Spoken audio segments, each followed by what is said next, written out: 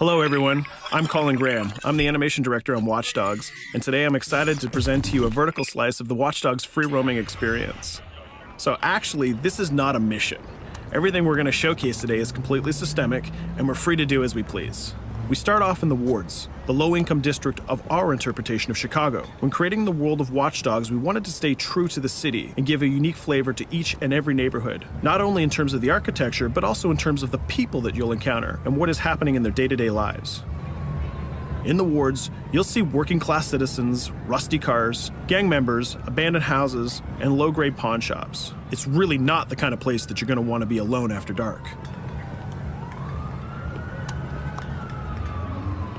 Nowadays, modern cities are increasingly managed by software, controlling traffic lights, electricity grids, and surveillance systems. In our version of Chicago, this management software is called CTOS, or the Central Operating System. The CTOS controls everything in the city, and it was created by the Bloom Corporation. Since the CTOS has been installed in Chicago, people get to work faster, the crime rate has dropped, and the communication networks are now more accessible and stable than they ever were before. It goes without saying that if everything is connected, somebody able to take over the system would be extremely powerful. At this point in the game, we don't have control over this district's CTOS system. The icons that you see over people's head mean that we cannot hack into their mobile devices at the moment. We need to find the CTOS control center, install a backdoor virus into the system to take control over all of the infrastructure in this district. There it is, the CTOS control center.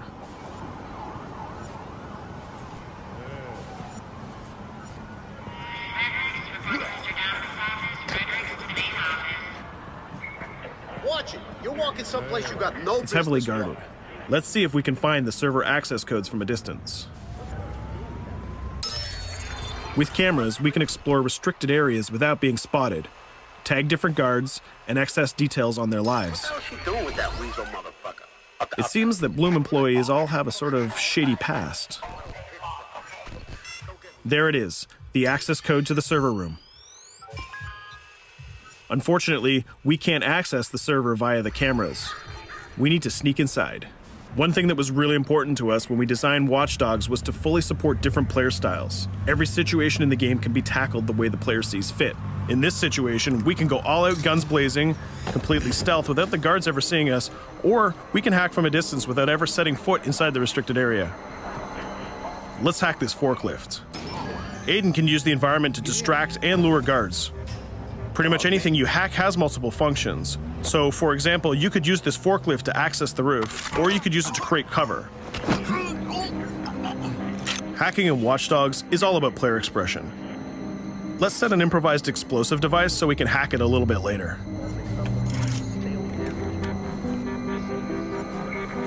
You'll also notice Aiden's low-profile stance. This indicates when the guards are unaware of our presence. We'll try to reach the upper level of the building to see if we can gain a vantage point over our opponents.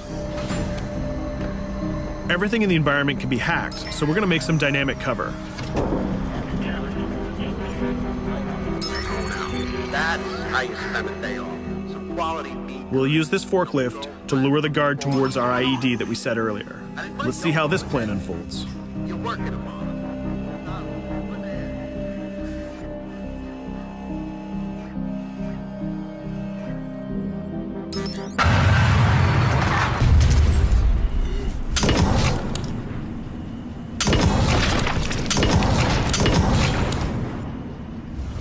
What you just saw is called focus.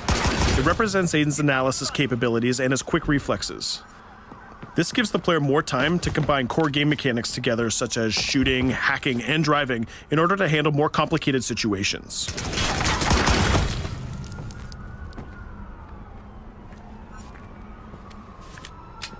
Now we can access that control room.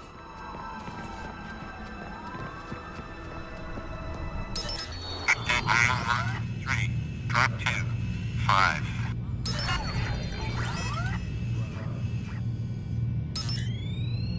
Now we'll be able to hack all of the devices connected to the CTOS within the districts. Thousands of cameras, traffic lights, the electricity grid, and most importantly, all of the citizen information profiles. We can also benefit from the Chicago Police Department crime prediction system, which uses facial and pattern recognition to spot potential criminals or potential victims.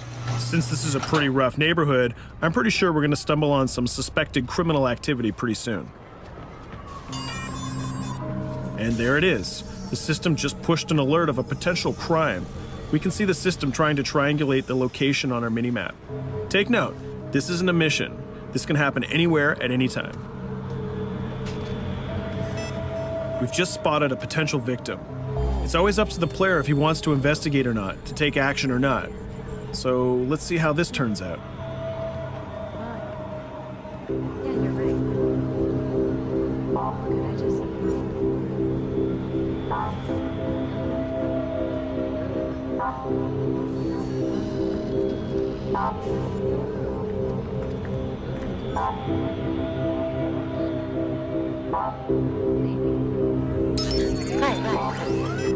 You think you're leaving me? Huh? Jesus, I told you to stay away from me! You belong to me now. Get it? You better leave or I'll call the cops! I'll fucking kill you, goddammit. Get off! Yo! That was close. Good thing that we intervened. We managed to prevent the crime, but we triggered a chase. From here, the criminal's behavior is unpredictable. He can try to get away, shoot back at us, surrender, or call for backup.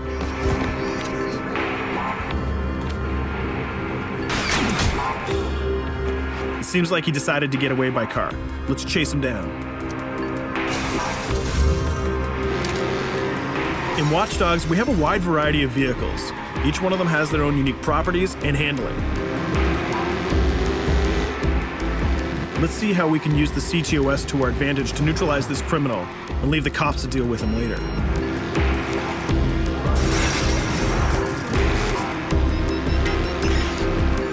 The chase stops right here. Using the blockers usually reserved for the cops during interventions, we managed to stop this criminal without killing him. This gives us a reputation bonus. This system is at the core of the Watch Dogs experience. Depending on how we handle different situations in the game, the media and the citizens will have a different perception of our hero, whether he is a true vigilante or a reckless criminal. This will have repercussions throughout the game. Now, let's head for the Loop, the historical district of Chicago, where you're going to find the most iconic buildings in the city.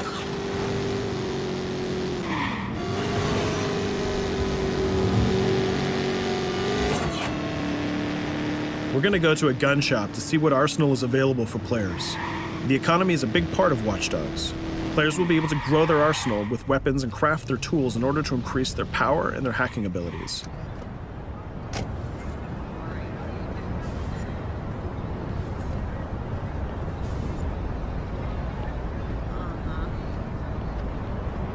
No, it's okay.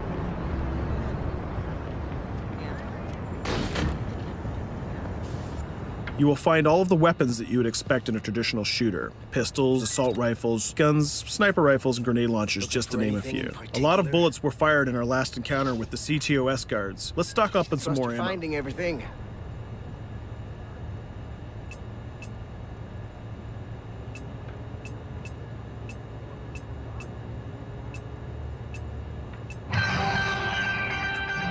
As we mentioned earlier, the media keep track of your actions and the citizens are going to react according to the perception that they have of you. Here, the media is reporting a crime in which you are the #1 suspect. The gun shop owner recognized you and decided to trigger a silent alarm to notify the police. Copy that. Possible one suspect presumed armed and dangerous. Police are now trying to locate the source of the threat using the surveillance system in the city, represented by the yellow circles on the minimap. Come in, PH3.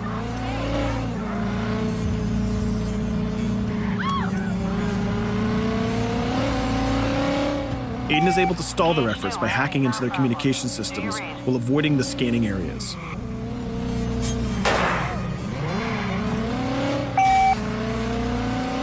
PH units, do you copy? Repeat, squad to all PH units. Once they've lost our trail, we can go back to our activities.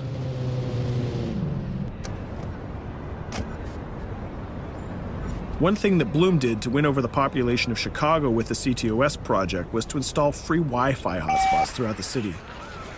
Free Wi-Fi is cool, but not very safe with someone like Aiden Pierce around. Hacking into this box is going to give us access to every device that's connected to it. So let's see where that brings us.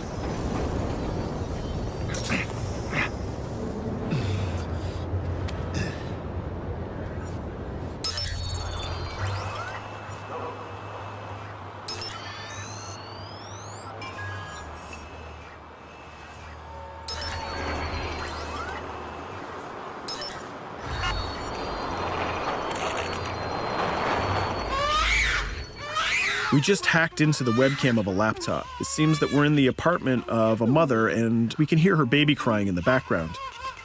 Her bank information is in her mobile phone sitting right there on the table in front of us. It's totally up to the player whether we decide to steal it or not. Of course, this won't affect our reputation because nobody can witness this action. Just like in real life, nothing is totally black or white, but rather many shades of gray. This is exactly the situation where we want the player to question his own morality. Let's go withdraw that money. If you think that you're alone, think again. Aiden is not the only hacker in town. Someone's trying to install a backdoor virus on Aiden's phone in order to steal a portion of the information that he's gathered through the game so far. First, we're gonna have to reach the area where the signal is coming from.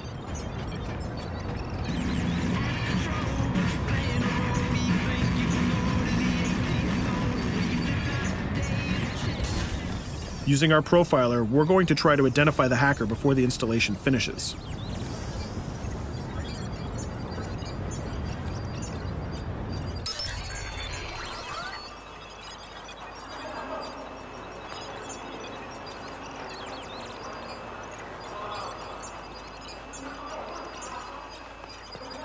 There he is. In Watch Dogs, things aren't always what they seem to be. This is actually another player that seamlessly came into our single-player experience. Let's not let him get away with this. We're gonna teach this guy a lesson.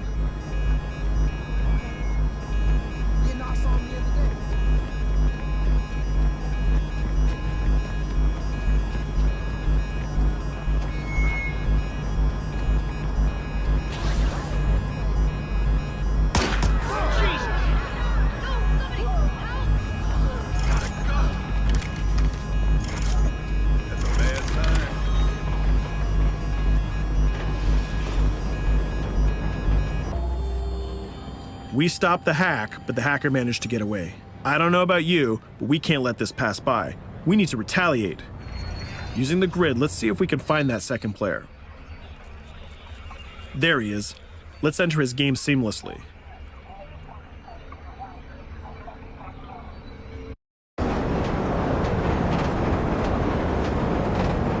The second player is not yet aware of our presence.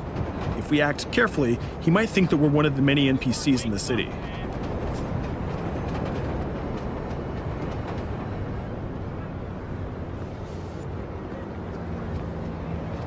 What was that?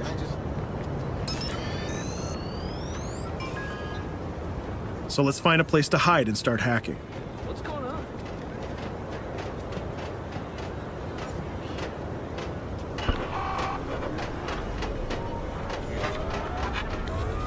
The second player has just been alerted that a breach has occurred on his phone. He's trying to find us using his profiler.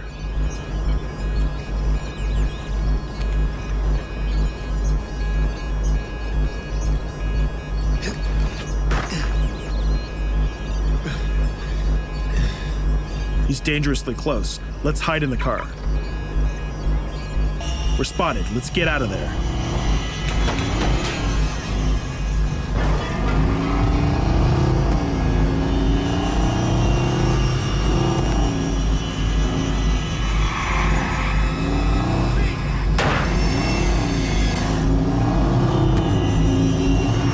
Let's set up an ambush right here. By dragging the other player back here into the alley, we make sure that no civilians get hurt during the firefight. We didn't succeed in hacking the second player, but we did get a little bit of revenge. So that's what we have time for today. We hope you enjoyed our quick gameplay session. Stay tuned for more about Watch Dogs.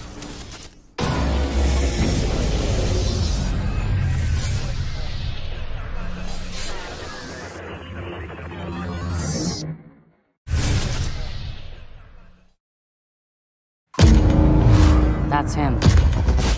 Marcus Holloway. Time him. Too late, he's in. Who is he? That's the guy who could help us change the world.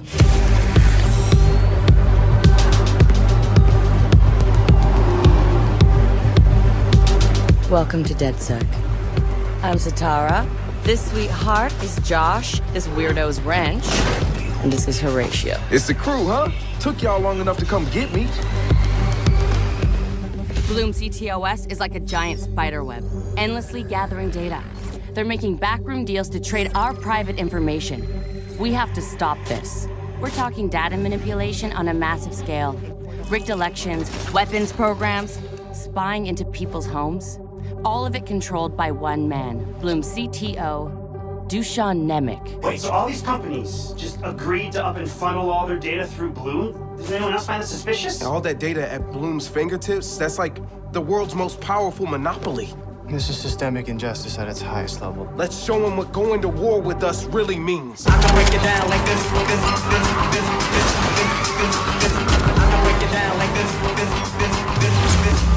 I want to introduce you to Raymond Kinney. Hey, and you're talking to Bloom's public enemy number one, son?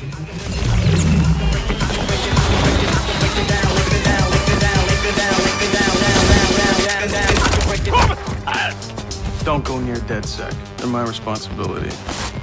That, my friend, is CTOS without any makeup. A few civilian casualties is the cost you have to pay for the betterment of the world. You can't see the people you're stepping on. Guess what, Marcus? Guess what? The people, they don't care how it works, only that it does.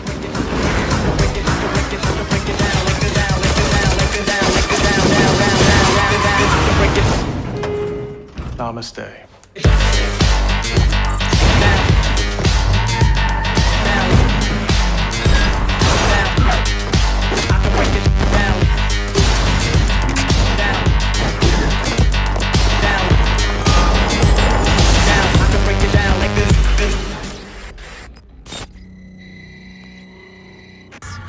Nice hat. Nice mask. Okay, we're good. Available November 15th, 2016. Pre-order and get the bonus Zodiac Killer mission and outfit.